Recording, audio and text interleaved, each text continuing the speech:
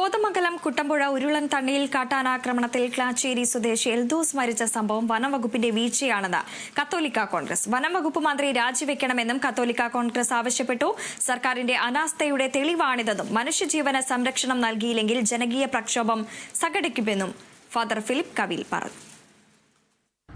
ഈ കുട്ടമ്പുഴ പ്രദേശത്ത് ഫെൻസിംഗ് നടപ്പിലാക്കണമെന്ന് ആ പ്രദേശവാസികൾ എത്രയോ തവണ സർക്കാരിനോട് ആവർത്തിച്ച് ആവശ്യപ്പെട്ടതാണ്.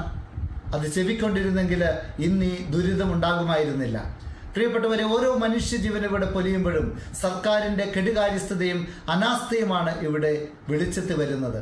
ബഹുമാനപ്പെട്ട വനം വകുപ്പ് മന്ത്രിയോട് ഞാനടക്കമുള്ള കത്തോലിക്ക കോൺഗ്രസ് നേതാക്കൾ ആവർത്തിച്ച് നിവേദനം നൽകുകയും ആവശ്യപ്പെടുകയും അദ്ദേഹം ക്രിയാത്മകമായി പ്രതികരിക്കാമെന്ന് വാക്ക് തരികയും ചെയ്തിട്ടുള്ളതാണ്. പക്ഷേ ഈ വാക്കുകളൊക്കെ നിഷ്ഫലമായി പോയിരിക്കുന്നു എന്ന് വേണം കരുതാൻ.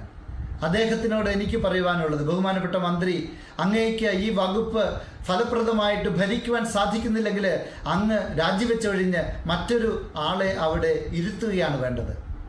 ഇനിയും ഇത്തരത്തിലുള്ള ധാർഷ്ട്യപരമായ നിലപാടുകൾ തുടർന്ന് ജനജീവിതത്തെ പന്താടുവാനാണ് ലക്ഷ്യം വയ്ക്കുന്നതെങ്കിൽ കേരളം ഒട്ടാകെ വലിയ പ്രക്ഷോഭത്തിന് നിങ്ങൾ സാക്ഷികളാകേണ്ടി വരും.